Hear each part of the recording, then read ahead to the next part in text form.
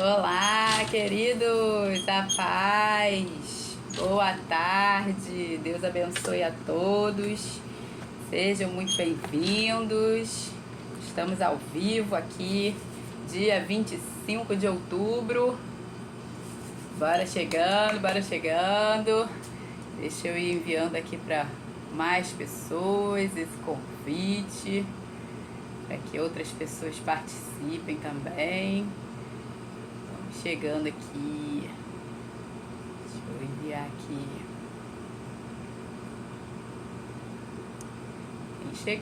vem chegando aí. E aí, como é que vocês estão? Como é que está a vida? Muito boa tarde a todos. Oi, tia.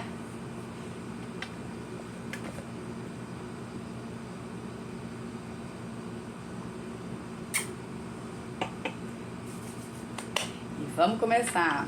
Hoje, Provérbios, capítulo 25. Bastante coisa aqui. Bastante papá. Ontem ficamos sem luz aqui em casa, então aproveitei para ficar aqui só à luz de velas, estudando. Só eu e Deus, Deus e eu ontem. À luz de velas. Ô, glória. Então vamos começar. Provérbios, capítulo 25. Só mais um bocadinho aqui. Deixa eu enviar mais.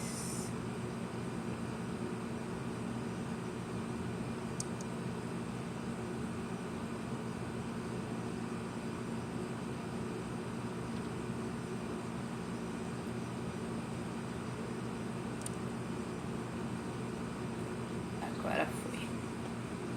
Então vamos lá. Provérbios capítulo 25. Também estes são provérbios de Salomão, que foram transcritos pelos homens a serviço de Ezequias, rei de Judá. Versículo 2. A glória de Deus é encobrir as coisas, mas a glória dos reis é investigá-las. Como a altura dos céus e a profundeza da terra, assim também o coração dos reis é insondável. Esse versículo aqui, a glória de Deus é encobrir as coisas, mas a glória dos reis é investigá-las. Lembrando que os reis, hoje, na nova aliança, somos nós, né? Nós somos reis e sacerdotes, todos aqueles que creram em Cristo, receberam Jesus como Senhor e Salvador das suas vidas. Esses são reis e sacerdotes. E essa figura aqui, eu consigo ver a figura como de um pai brincando de caça ao tesouro, brincando de esconder os tesouros com os seus filhos, né? Basta você olhar para a criação, e toda a criação, a palavra fala que de Deus é a terra e a sua plenitude, e Ele deu a terra aos filhos dos homens, né, que somos nós. Ele nos deu a terra, e a terra está coberta de tesouros, né, de coisas que Deus encobriu para que nós, os reis, descobríssemos, né? Você vai ver todo tipo de tesouro, todo tipo de animais, espécies de árvores, todos os dias, até hoje, são descobertos novos animais, novas espécies de planta. Deus criou uma variedade de riquezas, de coisas maravilhosas para que para que a nossa glória fosse descobrir, né? Você lendo a Bíblia, todos os dias você lê a sua Bíblia, mesmo que você já tenha lido a sua Bíblia toda, de Gênesis a Apocalipse, várias vezes, todos os dias você vai ter uma nova revelação. Todas as vezes que você lê de novo aquele texto novamente, você vai ter uma nova revelação, um novo tesouro, algo diferente que Deus quer falar com você, quer tratar com você em alguma área específica, porque a palavra de Deus é viva e eficaz, são tesouros escondidos na palavra de Deus, né? Quando você conhece novos lugares, quando você conhece novas pessoas, você vai descobrindo coisas novas também, mais sabedoria que vem do alto, e a sabedoria dos homens também você tem disponível, mas daquilo que vem da parte do Senhor é algo incontável, insondável, e que você vai passar a vida inteira descobrindo, e até a eternidade. Lá em Provérbios, no capítulo 2, verso de 1 a 11, a gente viu o seguinte texto, que faz muito sentido aqui para o que a gente acabou de ler.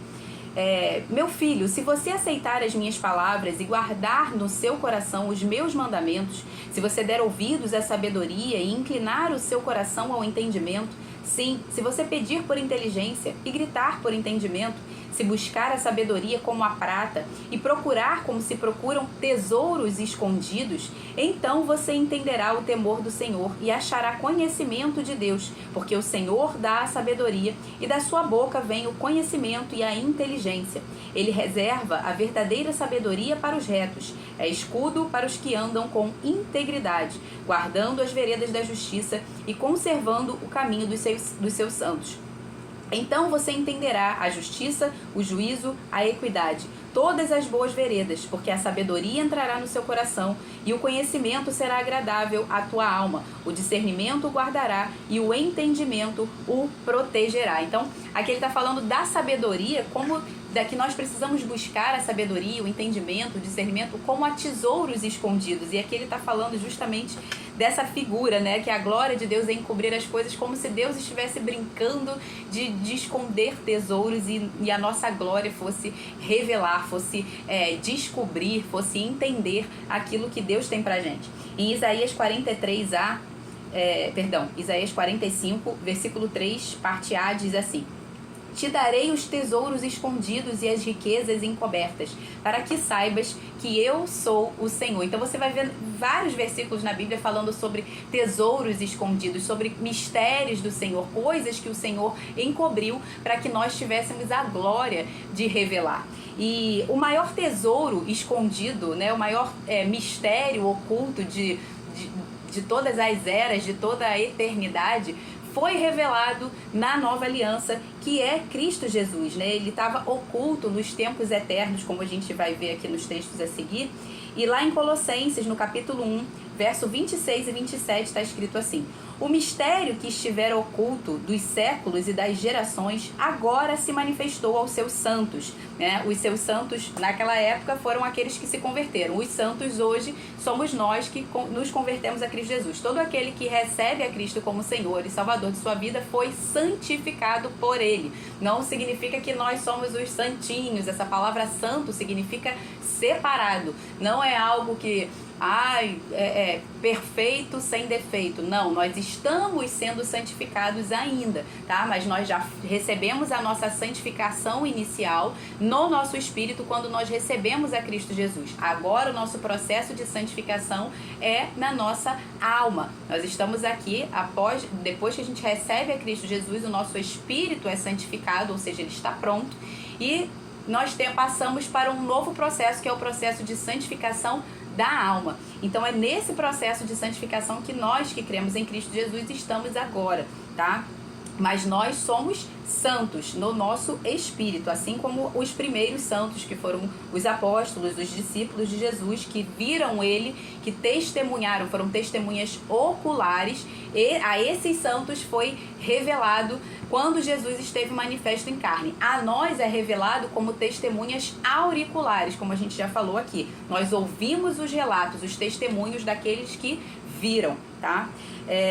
Então, agora vou ler novamente. O mistério que estivera oculto dos séculos e das gerações, agora se manifestou aos seus santos.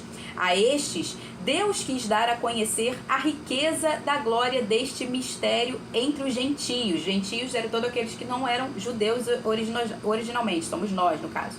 Que é Cristo em vós, a esperança da glória. Esse é o maior mistério oculto de todos os tempos. Cristo é o maior mistério oculto de todos os tempos. E o mistério posterior é o quê? É Ele habitando em nós. Cristo em nós é a esperança da glória. Ele habitando em nós, a glória dele pode ser manifesta a todos através de nós.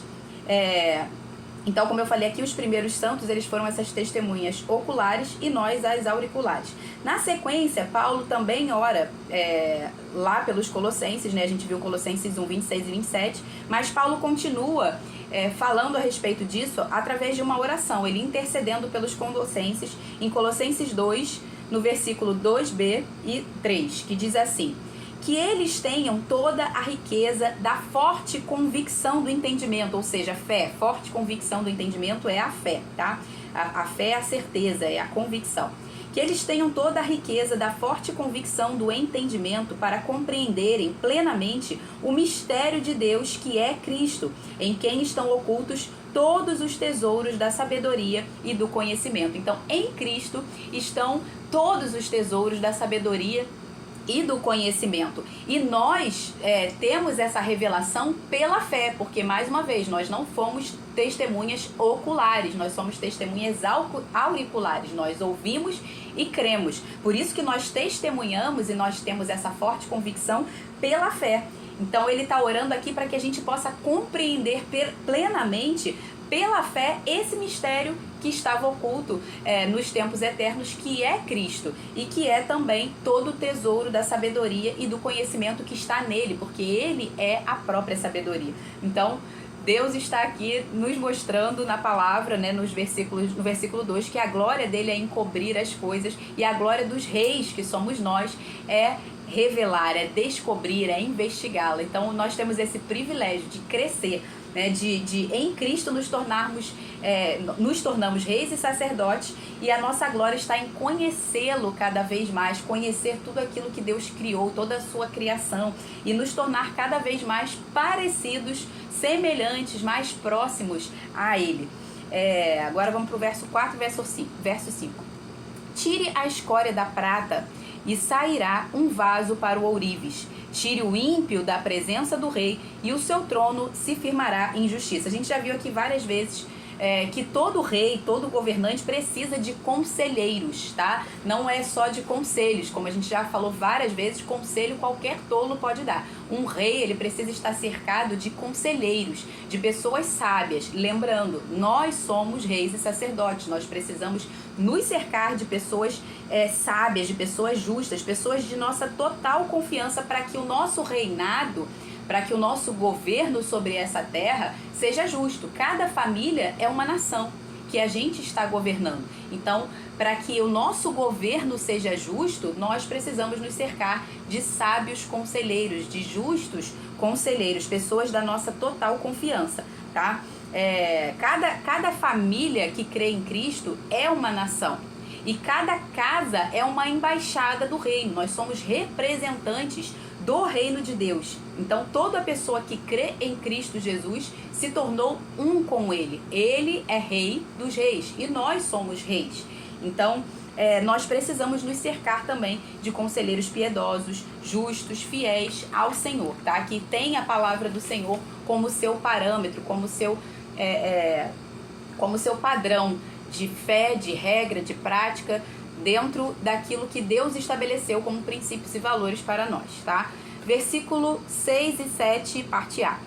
Não se glorie na presença do rei, nem se ponha no meio dos grandes, porque é melhor que lhe digam, suba para cá, do que ser humilhado diante do príncipe, né? Você mesmo indo até lá e se colocando no lugar, na posição aqui. Então ele está falando, não, na presença do rei, não se glorie, não seja você que vai lá e escolha os melhores lugares e se sente como convidado de honra. Espere que ele chame você, não é sensato. Jesus contou uma parábola semelhante a esse ensinamento aqui, em Lucas capítulo 4, no verso 7 até o verso 11, que diz assim,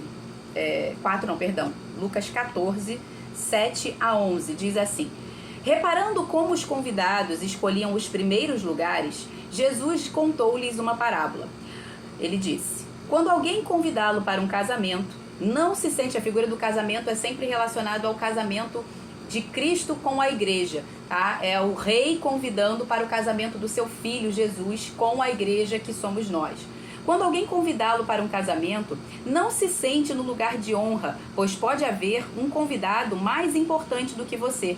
Então, aquele que convidou os dois dirá a você: dê o lugar a este aqui.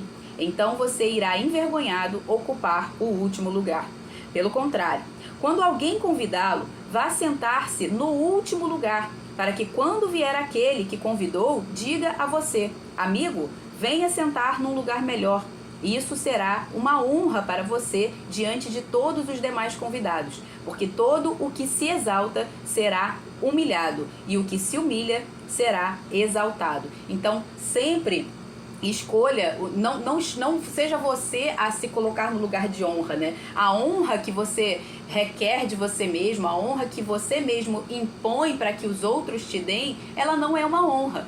A honra, ela é uma consequência, como a gente já falou aqui várias vezes. Você precisa estar numa posição de humildade, numa posição de aprender, numa posição de buscar a sabedoria, numa posição de mérito, de fazer aquilo que precisa ser feito, e aí sim a honra virá sobre você. Então não seja você a se colocar por você mesmo, porque isso é tolice, tá? Tem um outro momento que os discípulos discutiam entre si, uma vergonha, um vexame total, os discípulos discutindo entre si qual deles seria o maior, né? A ponto de chegar ao vexame de dois deles pedirem para a mãe, ó só, pedirem para a mãe, para ir lá falar com Jesus e pedir, né? Jesus, por favor, coloca os meus filhos para governar com você, um sentado à sua direita, outro sentado à sua esquerda, porque até então os discípulos estavam achando que o governo de Cristo seria um governo natural, político para aquela época. Eles estavam achando que Jesus ia, né, simplesmente dar um golpe de Estado e se declarar, se proclamar rei de Israel ali naquele momento, um reino natural. E não era isso, eles não estavam entendendo como é que seria esse reinado. Não que não vai acontecer esse reinado natural, mas não era para aquela época e não da forma como eles estavam esperando. Então eles ali estavam discutindo quem seria o maior e fizeram esse vexame, dois deles, Tiago e João, pedindo para a mãe para ir lá perguntar, né? Olha, bota o meu filho, um à sua direita, outro à sua esquerda para governar. E aí, lá em Mateus 20, 25 a 28, a gente vê a resposta de Jesus. Deixa eu achar aqui, que agora eu já perdi aqui o fio da meada. Cadê? Aqui. Em Mateus 20... 25 a 28, diz assim: Então Jesus, chamando-os para junto de si, disse: Vocês sabem que os governadores dos povos dominam e que os maiores exercem autoridade sobre eles, mas entre vocês não será assim. Pelo contrário, quem quiser tornar-se grande entre vocês, que se coloque a serviço dos outros. E quem quiser ser o primeiro entre vocês, que seja servo de vocês. Tal como o Filho do Homem, que não veio para ser servido, mas para servir e dar a sua vida em resgate de muitos. Jesus, ele era o Rei dos Reis e ele veio para servir. Ele deu a maior demonstração disso na última ceia, em que ele pegou ali a posição do escravo mais baixo, que era o escravo que quando chegavam os convidados na casa, ele lavava os pés dos convidados. E ele demonstrou isso não só com todo o serviço que ele demonstrou, ensinando, curando, fazendo tudo que ele fez durante o seu ministério, mas ele quis se colocar na posição mais baixa de servir a todos a ponto de lavar os pés, né? Que foi quando Pedro fala assim: não, de maneira nenhuma você vai lavar os meus pés, né? Sempre Pedro. De maneira nenhuma você vai lavar os meus pés. E Jesus falou para ele: Pedro, se eu não lavar os seus pés, eu não tenho parte com você. Você não tem parte comigo, né? Ou seja, você não está aceitando o meu serviço, aquilo que eu estou fazendo por você. E aí Pedro, né, sempre aos extremos, ele: não, então me dá banho da cabeça aos pés, né? Me lava todo. Ele falou assim: não, Pedro, não é necessário, é só lavar o pé, já é suficiente. Né? Então, o que Jesus está dizendo aqui? Se você quer ser o primeiro, sirva a todos. A honra, ela é uma consequência do serviço. Quando você se coloca a serviço dos outros, a honra é uma consequência. E ainda que essas pessoas a quem você serviu não te deem a devida honra, né? Ainda que elas te neguem, como foi o próprio Jesus, que serviu a todos, mas, por exemplo, entre os seus e os da sua própria casa, ele não foi honrado, né? Ele falou: o profeta não tem honra entre os seus e nem entre os da sua própria casa. Por quê? As pessoas que já estão mais habituadas com a gente, elas normalmente não vão reconhecer aquilo que a gente carrega, porque elas estão tão acostumadas com quem a gente era, com a posição em que a gente estava, que se elas não tiverem sabedoria, não tiverem esse entendimento, elas não vão honrar aquilo que você carrega. E obviamente eu não vou falar que são todos, que são em todos os casos, mas às vezes quando falta a sabedoria, quando falta o entendimento, normalmente as pessoas não vão te honrar, pelo contrário, elas vão invejar, elas não vão dar crédito, elas não vão prestigiar aquilo que você está fazendo, aquilo que você está servindo a elas mesmas. Então, com Jesus aconteceu isso. Ele não foi honrado por muitos, pelo contrário, ele foi desonrado, ele foi exposto à morte e à condenação por aqueles a quem ele serviu. Então, a honra, ela é uma consequência. A honra que você pede, a honra que você mesmo quer impor, de chegar e se colocar nos melhores lugares, essa honra não é honra, tá? Então, quando você estiver na presença de um rei, quando você estiver num casamento ou coisa do tipo que você sabe que tem os convidados ali específicos, você se coloque na posição menor, seja aquele que serve em todo tempo. Em todo tempo, seja aquele que vai servir e não aquele que fica esperando para ser servido, tá? E aí eu até coloquei aqui no final, né? Por quê? Porque a humildade precede a honra e a soberba precede a queda, a humilhação, tá? Versículo 7, na parte B, até o 10. Deixa eu voltar aqui que eu saí da página. Versículo 7, parte B até o 10. A respeito do que os seus olhos viram, não se apresse a levar ao tribunal, pois ao fim, o que é que você fará se o seu próximo o puser em apuros? Defenda a sua causa diretamente com o seu próximo e não revele o segredo do outro. Do contrário, quem o ouvir poderá envergonhá-lo e você nunca se livrará dessa má fama.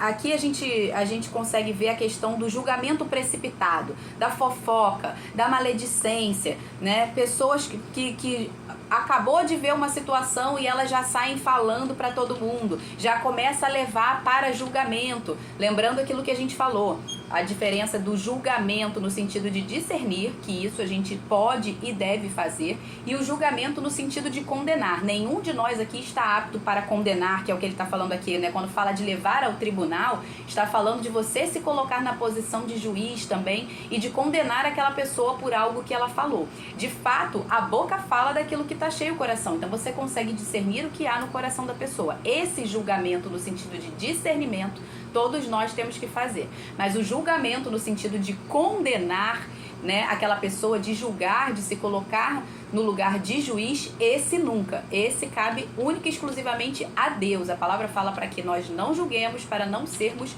julgados. Então esse julgamento que está falando aqui, de se apressar a levar ao tribunal, fala da pessoa com julgamento precipitado, a pessoa fofoqueira, a pessoa maledicente, que já expõe as coisas, né?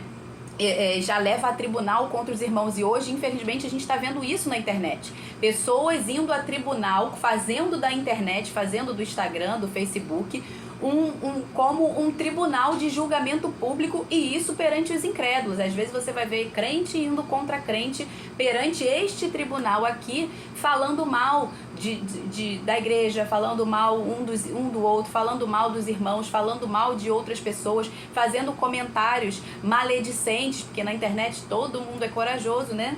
Então, a gente está vendo a internet hoje um grande tribunal que foi levantado e que as pessoas vêm aqui sem o menor pudor e falam umas das outras em comentários maledicentes, falando contra as outras, falando contra a Igreja de Cristo, falando contra líderes, falando contra pastores, falando contra os seus superiores, falando contra o governo, falando coisas do tipo que não condiz a uma posição daquele que crê em Cristo, né? Você vai ver, por exemplo, vou dar um exemplo meu, tá? Eu passei por 4 anos aqui na internet falando apenas sobre política, enquanto o governo que estava aí era o governo em que eu entendo que foi um governo que Deus estabeleceu, Deus autorizou para que houvesse um livramento. Não significa que eu concordasse com 100% do governo que está aqui. Nós nunca vamos concordar 100%, isso é fato.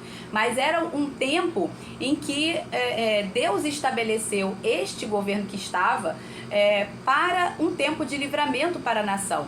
E infelizmente, quando a nação ela não recebe, ela não acolhe a misericórdia, segue-se o juízo, que é o que a gente está vendo no governo de hoje. Mas você nunca me viu levantar para falar, hoje, me levantar e usar o meu Instagram, por exemplo, para falar mal contra a autoridade que está aí. Você não vai me ver fazer isso. Por quê? Porque toda a autoridade foi instituída por Deus. E agora eles estão ocupando o governo. Eu poderia falar antes. Enquanto eles não ocupavam o governo, eu poderia falar qualquer coisa.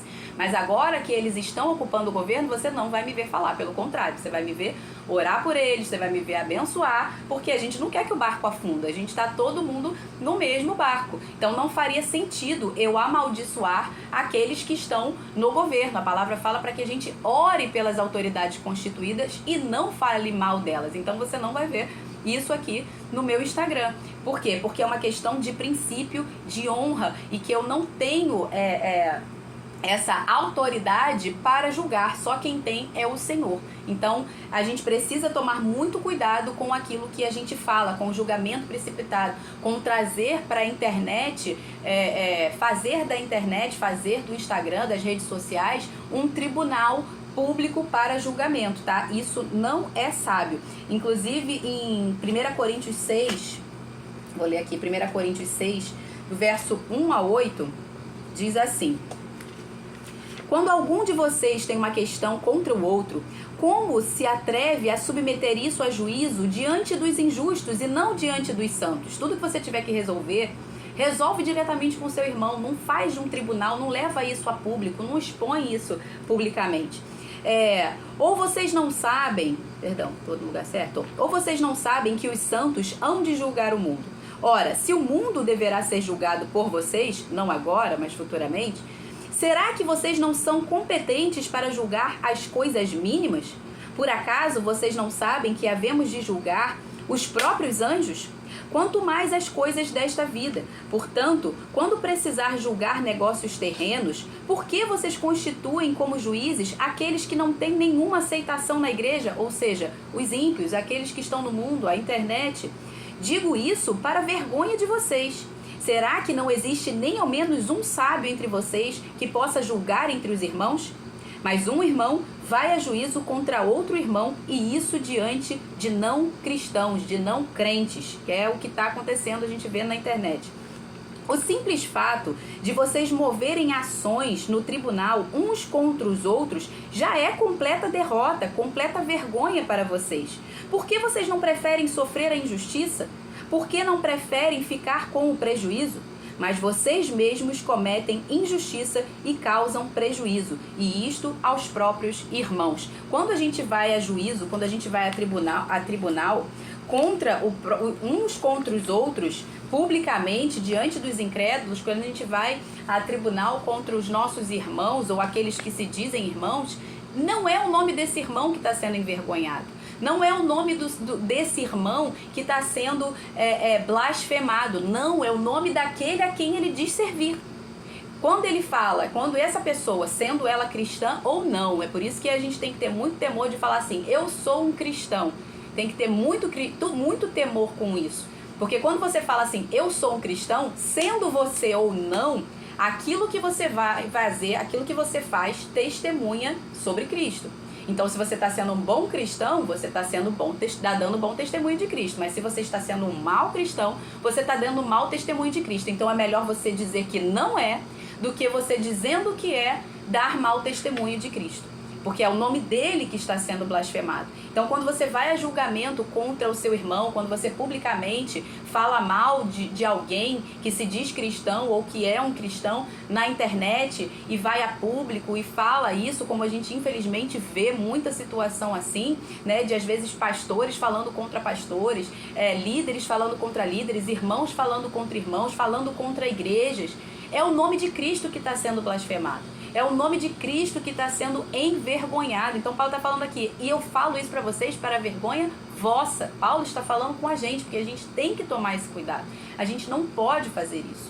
O nome de Cristo é que será blasfemado quando a gente não está cumprindo os princípios, os valores que Deus estabeleceu, quando a gente não está sendo fiel a isso.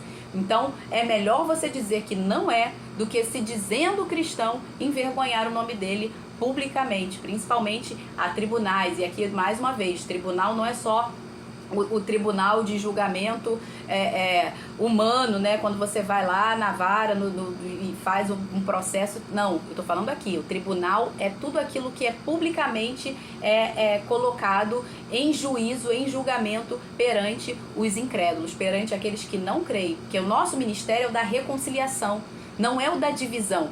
Então, quando a gente vai a público para falar mal de uma autoridade, para falar mal de um governo, para falar mal de um cristão, para falar mal da igreja, para falar mal de um líder, de um pastor, quando a gente faz isso publicamente, a gente está sendo um ministro da divisão, a gente está sendo um ministro da facção, um ministro da parcialidade. A gente não está sendo um ministro da reconciliação. A gente está afastando as pessoas de Cristo e não trazendo elas para Cristo, tá? Então, é para vergonha nossa, para que a gente pense e entenda, olha o mau testemunho que nós estamos dando, tá? Então, a gente precisa atentar para isso, se arrepender e mudar essa situação, transformar essa situação numa situação diferente, começar a trabalhar para que o nosso testemunho seja um bom testemunho para Cristo e não um mau testemunho, tá? Verso 11 e verso 12. Como maçãs de ouro em bandejas de prata, assim é a palavra dita a seu tempo. Como pendentes e joias de ouro, assim é a repreensão dada por um sábio a um ouvinte atento. Sempre você vai ver a sabedoria sendo comparada a tesouros, a ouro. É melhor do que o ouro, é melhor do que a prata, é melhor do que joias, né? A repreensão, a sabedoria, o discernimento, o entendimento, o conhecimento, tudo isso está relacionado e sempre você vai ver a palavra comparando as riquezas da sabedoria, né? Os tesouros da sabedoria. E essa riqueza só é reconhecida como riqueza, como ele está falando aqui, por um ouvinte que é sábio. Por quê? O tolo, ele vai desprezar. O tolo é literalmente lançar pérolas aos porcos. Ele vai pisar naquilo ali, vai quebrar, vai machucar a pata do porco e o porco ainda vai sair reclamando que você feriu a ele, né? Com a palavra da verdade, com a palavra da sabedoria. Por quê? Porque ele é um tolo. Ele não reconhece aquilo que é bom. Ele não tem bom senso. Ele não tem os sensores dele. Os sensores deles ou estão desligados ou estão desregulados. Então, aquilo que é bom ele chama de mal, aquilo que é mal ele chama de bom, tá? Versículo 13. Como o frescor de neve no tempo da colheita, assim é o mensageiro fiel para com os que o enviam. Já são 38 minutos já de live.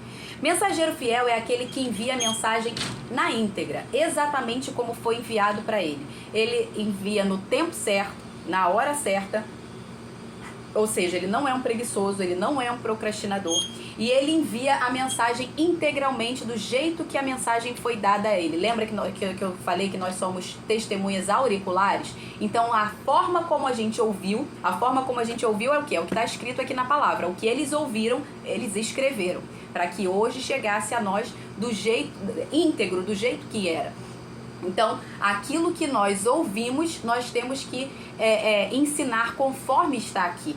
A palavra fala que se você perverte o evangelho, se você prega qualquer outra coisa diferente daquilo que está aqui na palavra de Deus, a palavra fala, seja anátema, seja maldito. E nós não queremos isso para nós, nós queremos ser testemunhas fiéis, né? Pregar o evangelho, ensinar a palavra de Deus conforme está aqui escrito, sem alterar absolutamente nada, sem acrescentar absolutamente nada, sem retirar absolutamente nada. Nós somos cartas vivas e isso envolve também o nosso testemunho, como eu acabei de falar. Quando a gente não vive de modo digno, como cartas vivas que somos, nós estamos corrompendo a mensagem, nós não estamos sendo fiéis, não estamos sendo testemunhas fiéis. Então, tanto aquilo que a gente prega quanto aquilo que a gente vive está testemunhando bem ou mal da palavra, está nos tornando um mensageiro fiel ou um mensageiro infiel. Então, a gente precisa tomar cuidado com o nosso testemunho. Ah, Camila, significa que a gente nunca vai pecar?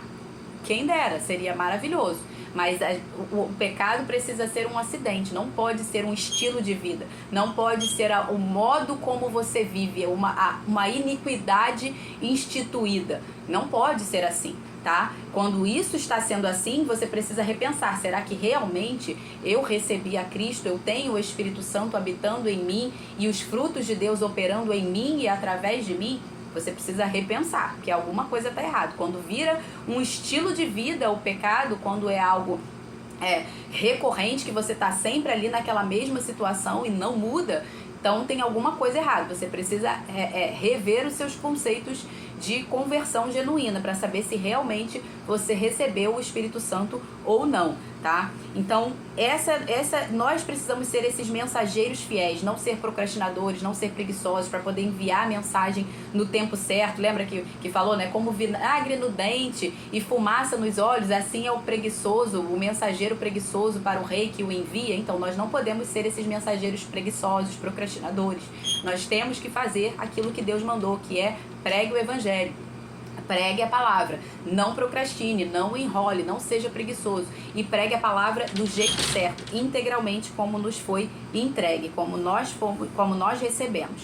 Versículo 14. Como nuvens e ventos que não trazem chuva, assim é aquele que se gaba de presentes que não deu. Esse é o falastrão, é o orgulhoso, é aquele que promete, mas não cumpre, né? Quando faz alguma coisa que é obrigação dele, ele fala como se estivesse fazendo um favor, mas aquilo ali, na verdade, é a obrigação dele fazer, né? Então esse aí é aquele que não cumpre a sua palavra, né? Ele se gaba de presentes, olha, eu vou dar isso, isso e isso, e no final das contas ele não deu coisa nenhuma, ele não fala coisa nenhuma. Então, mais uma vez, é melhor que você não se comprometa falando alguma coisa do que você falando e não cumprir. Não seja esse orgulhoso, falastrão aqui que não cumpre com o que fala, o mentiroso. Verso 15. Com paciência se convence um príncipe, e a língua branda quebra os ossos. Aqui está falando de paciência, domínio próprio, longanimidade, ou seja, é o fruto do Espírito Santo em ação que todos nós precisamos. Verso 16. Você encontrou mel? Coma apenas o suficiente para que você não fique enjoado e venha a vomitá-lo. Não seja frequente na casa do seu próximo, para que ele não se canse de você e passe a detestá-lo. Tudo em excesso não é bom, tá? Ainda que seja uma coisa boa, ainda que seja uma coisa saudável, em excesso não é bom. Por isso que Deus criou uma variedade de alimentos, por isso que Deus criou uma variedade de coisas, porque tudo em excesso não vai fazer bem. O mel, por melhor que seja e até que faça bem à saúde, se você comer em excesso, não vai fazer bem. Uma fruta, se você comer única e exclusivamente uma fruta, for a sua única alimentação todos os dias, o dia inteiro, isso não vai fazer bem. Você precisa de variedades. E aqui ele está levando para um contexto de relacionamentos. Desculpa, gente.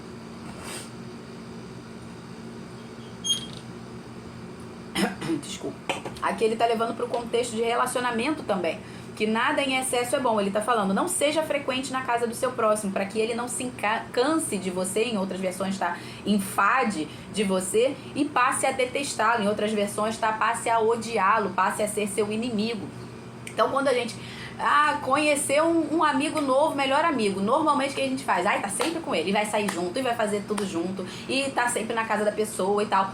Até que chega uma hora que aquilo ali cansa. Então, não seja frequente desde o princípio. Para quê? Para que isso não aconteça. Senão aquilo que deveria ser uma boa amizade, um bom relacionamento, daqui a pouco torna-se inimizade. Por quê? Porque foi em excesso, foi além da medida, não foi como deveria. Intimidade e relacionamento diário é para os íntimos, é para aqueles que estão dentro da sua própria casa. Por isso Deus estabeleceu o casamento, por isso Deus estabeleceu a família. Esses são para o convívio diário, tá? E é por isso que normalmente a gente se estranha mais com quem está dentro de casa do que com quem está fora, né? Por quê? Porque quem está dentro de casa é todo dia, esses são para ser todo dia, esses estão ali o tempo todo afiando a gente, limando a gente, entendeu? Mas você imagina se você carregar isso para todos os seus relacionamentos, vai ser complicado.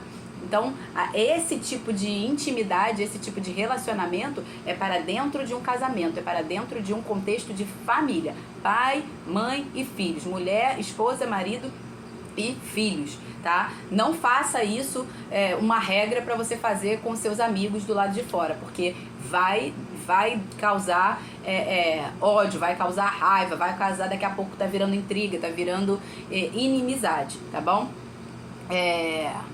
Versículo 18. É isso? É. Versículo 18. Martelo, espada e flecha aguda é o que levanta falso testemunho contra o seu próximo. Em outra versão está escrito assim: contar mentiras sobre o próximo é como atacá-lo com martelo, espadas e flechas afiadas. Ou seja, o mentiroso, o difamador, aquele que é faccioso, ele é um assassino. Ele é comparado a um assassino. Em 1 João 3, 14 e 16, eu vou ler aqui porque é um pouquinho maior. Calma aí. 1 João 3, 14 a 16, está escrito assim: nós sabemos que já passamos da morte para a vida porque amamos os irmãos. Quem não ama o seu irmão permanece na morte. Todo aquele que odeia o seu irmão é assassino, e vocês sabem que todo assassino não tem a vida eterna permanente em si.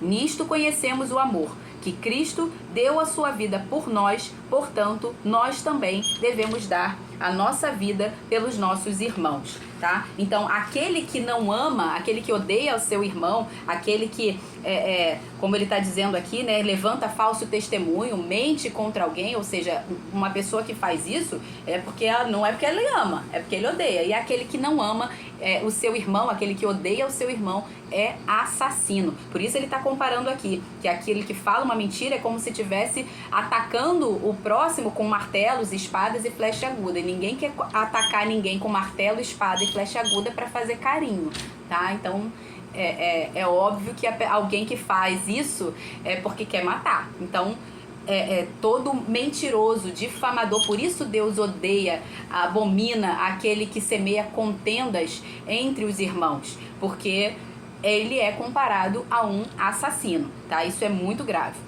Versículo 19. Como dente quebrado e pé sem firmeza, assim é a confiança numa pessoa desleal em tempo de angústia, né? Tenta comer alguma coisa, você precisa do seu dente com o dente quebrado. Vai dar ruim, né? Não precisa nem ir muito longe, a pessoa que usa dentadura já deve sofrer esse mal, né? Comer alguma coisa que precisa assim, de um pouco mais de força, né? Um quebra-queixo, alguma coisa assim. Comer alguma coisa que dependa do seu dente ali, você não poder confiar nele. A mesma coisa ali é um pé manco, né? Um pé sem firmeza. Então, da mesma forma, é uma pessoa em quem você não confia. Na versão Nova Tradução da Linguagem de hoje diz assim: no momento de dificuldade, depender de uma pessoa que não merece confiança é como mastigar com o dente estragado e andar com o pé aleijado. Ou seja, não há segurança, não há lealdade, não se pode confiar nessa pessoa. Ela vai te deixar na mão, tá? São pessoas que não se comprometem com a sua palavra. Elas falam, mas não cumprem, como a gente viu aqui ainda há pouco. Mas nós não podemos ser assim. Não convém que nós, aqueles que creem em Cristo, como eu falei aqui, nós somos testemunhas fiéis, nós temos que ser cartas vivas. Então, conosco, aqueles que creem em Cristo, não convém que seja dessa forma. Nós precisamos ser testemunhas fiéis. Jesus ensinou a gente como que a gente deve fazer. Lá em Mateus 5:37 diz assim: seja, porém, a tua palavra sim, sim, e não, não. O que passar disso provém do maligno. Então, quando a gente falar que sim, é porque é sim. Não precisa falar, eu prometo. Eu juro por Deus. Não, você nem tem como jurar por Deus. Quem é você para jurar por Deus? Como é que você vai jurar por Deus que é maior que você? Não tem como, tá? Então, você não precisa, eu prometo, eu juro. Não, basta o seu sim ser realmente sim, você cumprir a sua palavra, e o seu não ser realmente não. Se você falou que sim, é sim. Se você falou que não, é não, e ponto final. E cumpra a sua palavra. E é assim que o nome do Senhor vai ser glorificado, que ele vai entender, olha, ele cumpre com a palavra, ele é fiel. Nós precisamos ser como o próprio Deus. A palavra fala que Deus vela pela sua palavra, zela pela sua palavra para fazer cumprir. A palavra dele não volta vazia. Aquilo que ele fala vai se cumprir e ponto final. Ele não muda. Aquilo que ele falou está falado. Então, assim como ele é fiel à sua própria palavra e ele não muda, nós também precisamos ser fiéis. Lá no Salmo 15, 1, 2 e o 4a diz assim: Senhor, quem poderá viver no seu santuário? Quem morará no seu santo monte? Aí ele responde: aquele que vive com integridade e pratica a justiça e de coração fala a verdade, aquele que cumpre a sua palavra, mesmo que tenha que sofrer prejuízo próprio. Então, se você falou que vai fazer alguma coisa, cumpra. Mesmo que você tenha que sofrer prejuízo próprio. O cenário mudou, aconteceu alguma coisa e aí eu não vou poder mais cumprir. Sofre o dano, mas cumpre a palavra que você deu. Tá? É óbvio que existem situações, tá bom, me comprometi de fazer uma coisa, mas eu fiquei doente e eu não tive como. Aí você tem uma justificativa para dizer para aquela pessoa, olha, eu fiquei doente, eu não tive como, né? São situações adversas, mas não é a regra. A regra se comprometeu, deu a sua palavra, cumpra, mesmo que você tenha prejuízo próprio. É isso que está dizendo aqui, tá? E hoje ele fala aqui, né? Quem poderá viver no seu santuário? Quem morará no seu santo monte? Porque na antiga aliança o Senhor não habitava em nós. Jesus, o Espírito Santo, não habitava em nós. A presença do Senhor ficava somente no templo, ali onde havia a Arca da Aliança. E aí ele está falando assim, quem são as pessoas que são fiéis para estar ali na presença do Senhor no templo, na Arca da Aliança? Hoje a situação a nossa responsabilidade é ainda maior, porque nós somos o templo do Senhor. Nós somos a habitação, o santuário de Deus. Nós somos o monte do Senhor, como ele está dizendo aqui. Então, a nossa responsabilidade é muito maior em cumprir a nossa palavra, em fazer com que o nosso sim seja sim e o nosso não seja não. Entende? Então, quando a gente lê essas coisas no contexto do Antigo Testamento, igual quando fala assim, né, um dia em tua casa vale mais do que 1000 em outro lugar. Hoje a gente não pode trazer isso para o contexto de um dia em tua casa como se fosse um dia no prédio, no culto, porque não é mais essa a casa do Senhor. A casa do Senhor somos nós. Então, quando Davi estava falando assim, um dia em tua casa vale mais do que 1000 em outro lugar. Hoje a gente vive isso. O Senhor habita em nós, nós somos a casa, a habitação do Senhor, nós temos esse privilégio. Mas também é uma responsabilidade, entende? Então, hoje nós temos o Senhor permanentemente habitando em nós, todo aquele que crê em Cristo e recebeu o Espírito Santo dentro de si. Então, esse se tornou a habitação do Senhor e uma responsabilidade altíssima, absurda, tá? Então nós temos que zelar pela nossa palavra para fazer cumprir, como embaixadores, como representantes do reino. Não tem como a gente representar um reino que é inabalável, que não muda, em que aquilo que o nosso rei dos reis fala, ele cumpre, e a nossa palavra ser oba-oba. A gente fala uma coisa, daqui a pouco fala outra, não se compromete com aquilo que fala, não tem o mínimo compromisso, a mínima honra com aquilo que fala, tá? Isso é infidelidade contra o Senhor, tá? Ainda tem um outro texto que fala, né, que Deus não se agrada de tolos, que é melhor que você não se comprometa do que você se comprometendo com a sua palavra, você não cumprir. Então, e ele fala isso a respeito dos votos que você faz ao Senhor, mas isso vale para qualquer coisa, porque os votos que você fazia ao Senhor na Antiga Aliança, né, esse texto aqui é um texto da Antiga Aliança, os votos que você fazia ao Senhor eram um voto em que o Senhor não estava habitando em você, o Senhor estava fora. Hoje o Senhor habita em você, então qualquer compromisso que você faça se torna um compromisso com o próprio Deus, porque ele habita em você. Então, automaticamente é Deus se comprometendo. Quando você se compromete, é como se o próprio Deus estivesse se comprometendo com aquilo ali. Então, cumpra, tá? Verso 20. Como quem se despe num dia de frio e como vinagre sobre feridas, assim é o que entoa canções para quem está aflito, né? É uma tremenda falta de bom senso. Se você está alegre com alguma situação, se você está feliz com alguma situação na sua vida, não faz o menor sentido você chegar para uma pessoa que está ou enlutada, precisando de consolo, para uma aflita, e você tá lá cantando louvores, uhul, olha, eu tô muito feliz, tá acontecendo isso comigo, tal, e a pessoa tá ali às vezes enlutada, precisando de consolo, e você sem o menor senso, sem a menor sensatez, chega lá e canta louvores. Em Tiago 5,13 diz assim, está alguém entre vós sofrendo? Faça orações.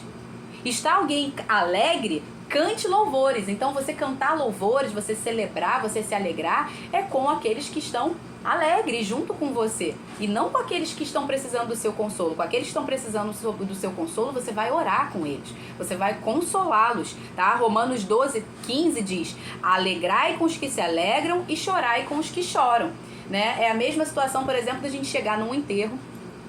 Nós cremos em Cristo, nós sabemos que aquele que crê em Cristo, quando morre, ele não morre eternamente, ele está com o Senhor, ele está na glória, né? Diferente daqueles que morreram sem o Senhor. Nós temos esse entendimento, nós temos esse conhecimento, mas nem todos têm. Então, não dá pra gente chegar, por exemplo, no enterro, a pessoa tá ali chorando, sofrendo, e legitimamente, porque é tempo para isso, a palavra fala que há tempo para todas as coisas, é tempo para chorar, é tempo para sorrir, o tempo de luto é esse, é um tempo em que a pessoa precisa chorar, ela precisa tirar de dentro dela aquela dor, aquele peso, e o choro é uma forma dela liberar isso. Então não dá pra gente chegar no enterro e falar assim, não chora, ele tá bem melhor agora, ele está com o Senhor, ele está feliz, ele está alegre. Não, deixa a pessoa chorar, abraça ela, consola ela, chora com ela. Jesus, sabendo que ia ressuscitar Lázaro, ele chorou. Ele chorou ali, junto com os irmãos ali. Por quê? Porque ele se compadeceu. Jesus não falou assim, para de palhaçada, por que vocês estão chorando? Vocês não sabem que eu tô aqui e vou ressuscitar ele? Não, ele não fez isso, ele chorou, ele se compadeceu, ele chorou com os que choram. Até porque se ele não fizesse isso, né, não seria exemplo para nós. Então se a palavra fala chorai com os que choram, Jesus teria que chorar. E Jesus chorou. Então, não faça isso, você chegar no enterro, no sepultamento, não fala pra pessoa assim, não chora não, por que você tá sofrendo? Ele tá vivo, ele tá com o Senhor. Não, é tempo de chorar. Então, console a pessoa, chore com ela, se compadeça do sofrimento dela. E no tempo de alegria, se alegre com essa pessoa, porque o que a gente vê hoje em dia é o contrário, a pessoa se alegrando com a tristeza do outro, né, e chorando com a alegria do outro. Porque às vezes tem inveja e em vez de se alegrar com a alegria do outro, a pessoa tá chorando, tá reclamando, tá murmurando. A gente tá vivendo tempos esquisitos. Então, se a pessoa tá alegre e você, né, não tá no momento ali de dor, de luto, de nada que justifique você não se alegrar com aquela pessoa, se alegre com ela. Faça festa mesmo, vibre, cante louvores, né? Celebre de maneira, até mesmo como eu já falei aqui, aquilo que você não se alegra, aquilo que você não aplaude, você não atrai. Então, se alegre com os que se alegram, mas no tempo de chorar com os que choram, não seja você o vinagre na ferida, tá? Chore com os que choram. Vai acabar o tempo aqui daqui a pouco, 10 minutos, e eu não terminei a live. 21 e 22. Se o seu inimigo tiver fome, dá-lhe de comer. Se tiver sede, dá-lhe de beber, porque assim você amontoará brasas vivas sobre a cabeça dele e o Senhor recompensará você. Esse brasas vivas aqui que ele está falando é no sentido de arrependimento, no sentido de peso na consciência. Então, quando você faz o bem para o seu inimigo, a consciência dele vai pesar, ele vai se arrepender e você vai estar amontoando essas brasas vivas na cabeça dele, né? E o Senhor vai recompensar você, porque você está sendo um canal para trazer arrependimento a essa pessoa que está fazendo mal, né? E quem sabe ela pode até vir a se converter por isso. E Paulo citou esse texto também. Acho que eu não anotei aqui o texto. Acho que é Romanos 12. Não, eu não anotei. Não, anotei. Eu anotei outro texto. Paulo faz menção dele em Romanos 12, 17 a 21, que diz assim. Cadê onde que tá? Não paguem a ninguém mal por mal, procurem fazer o bem diante de todos. Se possível, no que depender de vocês, vivam em paz com todas as pessoas, porque às vezes não é possível, né? A gente às vezes quer viver em paz, mas o próximo não contribui. Meus amados, não façam justiça com as próprias mãos, mas deem lugar à ira de Deus, pois está escrito, a mim pertence a vingança e eu é que retribuirei, diz o Senhor. Façam o contrário. Se o seu inimigo tiver fome, dê-lhe de comer. Se tiver sede, dê-lhe de beber. Porque fazendo isso, você amontoará brasas vivas sobre a cabeça dele. Não se deixe vencer pelo mal, mas vença o mal com o bem, tá? Então, é isso. Se o seu inimigo tiver fome, dá a ele de comer, dá a ele de beber. Faz aquilo que você precisa fazer. Camila, mas e se for o próximo, muito próximo? Vai lá, faz o que você tiver que fazer, mas ele vai se arrepender com o bem que você está fazendo. A palavra de Deus não mente. Faz aquilo que tem que fazer. Versículo 23. O vento norte traz chuva e a língua que espalha calúnias traz rosto irado. Calúnia, mentira, difamação, contenda, como a gente já viu aqui no verso 18. Esse é o assassino. Esse é aquele que odeia ao seu irmão. Ele não ama, tá? E é claro que ele vai provocar não só a ira do caluniado, mas ele vai provocar a ira também do próprio Deus, porque Deus abomina o que semeia contenda entre os irmãos, espalha calúnias. Versículo 24. Melhor é morar no canto do terraço do que com uma mulher briguenta na mesma casa. A gente já viu isso lá em Provérbios 19. Assiste a live de Provérbios 19, que tá bem legal. A gente falou bastante sobre isso. Foi quase a live inteira falando sobre isso. Versículo 26. Como fonte que foi turvada e manancial contaminado, assim é o justo que cede ao ímpio. Nós precisamos ser fiéis como o Senhor não muda, tá? Ele vai resistir ao ímpio, ele não vai mudar. É o ímpio que precisa ceder, não somos nós que temos que ceder, tá? O justo, ele não cede da sua justiça. O ímpio é que precisa ceder da sua impiedade. Nós permanecemos na piedade, nós permanecemos na justiça, nós não mudamos. Então, se alguém que tiver que mudar, que seja o ímpio. Você, assim como o Senhor, permanece inflexível, fiel a Deus, aos princípios e à palavra dele. Senão você vai se corromper, como ele está falando aqui. Você que vai se sujar. Então, não se corrompa, não mude. Versículo 27.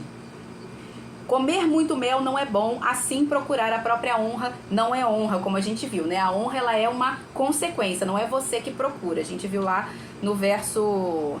Agora eu não lembro aqui qual foi o verso. Que a gente falou com relação a não procurar os primeiros lugares, tá? Então, a honra, ela é a recompensa do dever cumprido e não só a obrigação cumprida, mas cumprida com excelência, ou seja, além, é aquele que vai além da obrigação, além do serviço, faz o serviço com excelência, esse recebe a honra, tá? Aquele que quer posição de honra, que quer ser honrado, né? Como a gente vê por aí, às vezes, com relação a marido e mulher, que o marido fala assim, não, mas a mulher tem que honrar o marido, tá? Mas você tá fazendo o seu papel como Cristo fez com a igreja, deu a vida por ela, se entregou por ela, ou você não está disposto nem a fazer a sua obrigação, que é prover a sua casa, fazer aquilo que precisa ser feito, governar a sua casa, dirigir a sua casa. Que honra você quer se nem a obrigação você não está fazendo?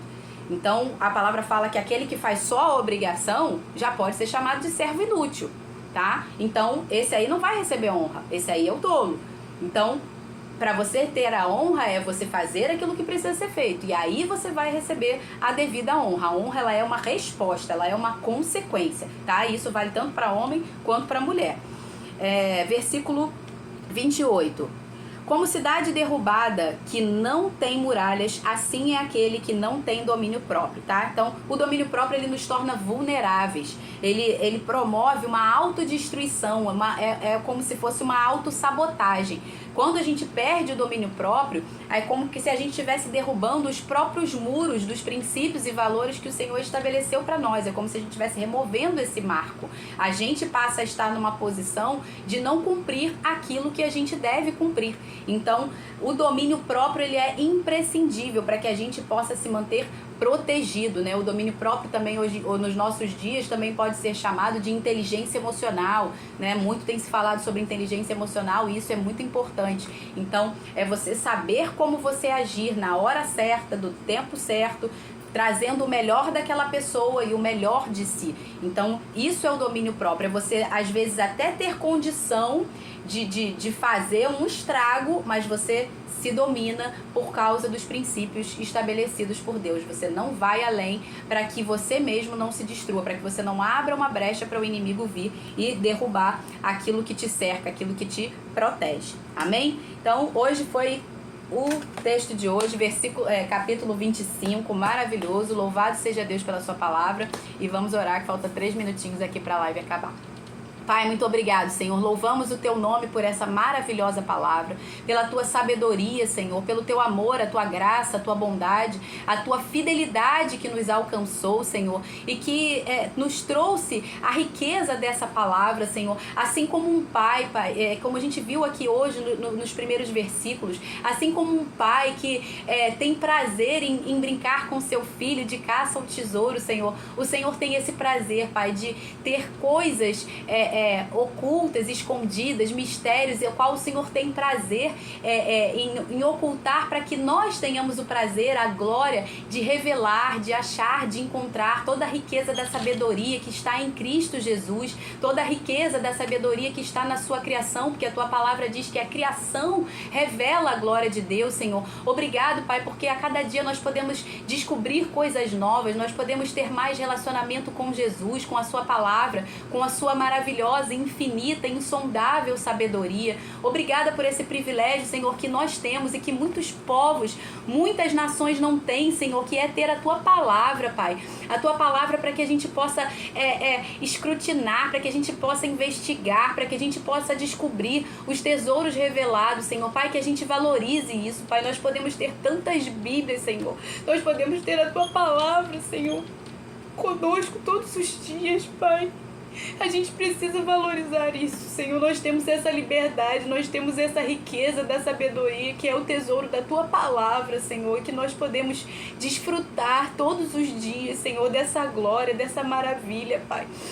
Deus, em nome de Jesus, que nós não sejamos, Senhor, como os mensageiros infiéis, Senhor, que não se dedicam à Tua palavra, a palavra da verdade. A Tua palavra fala que a gente precisa ser encontrado como obreiro fiel, Senhor, que maneja bem a palavra da verdade, Senhor, para que a gente possa responder, Pai, qual é a riqueza da nossa fé, da sabedoria que nós carregamos em Cristo Jesus, Senhor. E somente através dessa palavra aqui que o Senhor deixou para nós, Pai, é que nós podemos descobrir essas riquezas, ó Deus, através do relacionamento com Cristo, Pai. É que nós temos acesso, Senhor, a toda sorte de bênçãos nas regiões celestiais em Cristo Jesus, Senhor.